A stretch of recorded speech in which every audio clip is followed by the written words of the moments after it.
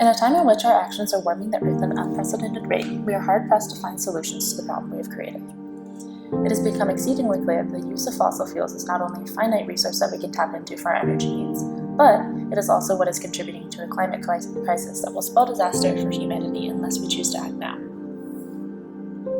One way in which we can begin to mitigate our carbon emissions and work towards net zero emissions we need to slow the damage that is currently being done is to make the switch from fossil fuels to clean energy.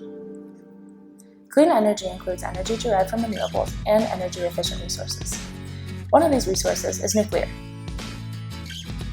Nuclear produces nearly zero carbon emissions and is more reliable than energy resources such as wind and solar. It is a relatively cheap energy resource as well if you don't factor in the cost of building the plant and the aftercare of the products of the fuel.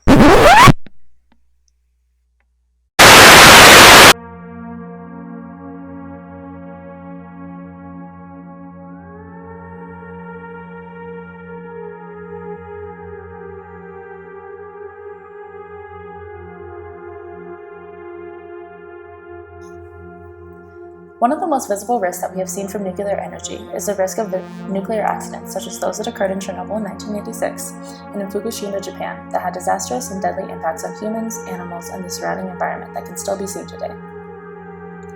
But it doesn't take a cataclysmic explosion for nuclear to spell disaster. The byproducts produced by nuclear are highly radioactive and incredibly dangerous.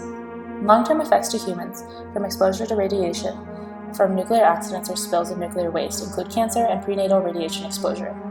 Short-term effects are even more severe, resulting in acute radiation syndrome and cutaneous radiation injury, or CRI. Not to mention the effects from this radiation remain in the environment for decades. While it may be easy to ignore the dangers of nuclear when the only events you have heard of are Chernobyl and Fukushima, you probably haven't heard of the incident in Churchwalk, New Mexico. July 16, 1979, the dam to an evaporation pond broke, releasing 94 million gallons of radioactive waste into the Rio Puerco River. Sheep keeled over and died, a woman walking through the river chemically burned her feet, and the river turned yellow with radioactive sludge. Does this ring any bells? Probably not, even though this is the third largest nuclear catastrophe in the world history. It's not just these huge catastrophic events either. Church rock round practice has been happening for years. According to Larry King, a surveyor from the mine, Native employees have been underpaid, underprotected, and underinformed about the dangers of working in uranium mines since its openings. Lung cancer is now 4 times more likely in miners than non-miners in Navajo and other Native American tribes. Why is this not common knowledge? Environmental racism. Green Action defines environmental racism as the disproportionate impact of environmental hazards on people of color.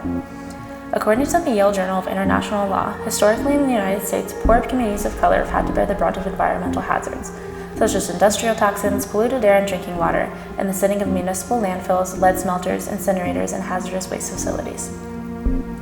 Factors such as an equitable distribution of wealth, housing practices, and land use put African American, Latinx, and Indigenous people at greater health and environmental risks than the rest of society.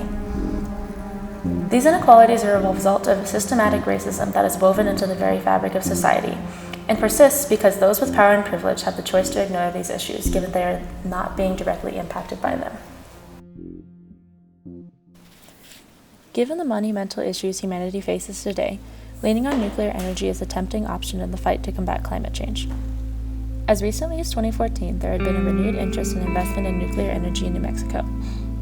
This would include mining at the new Roca Honda mine on Mount Taylor, an area considered sacred to Navajo and Pueblo people.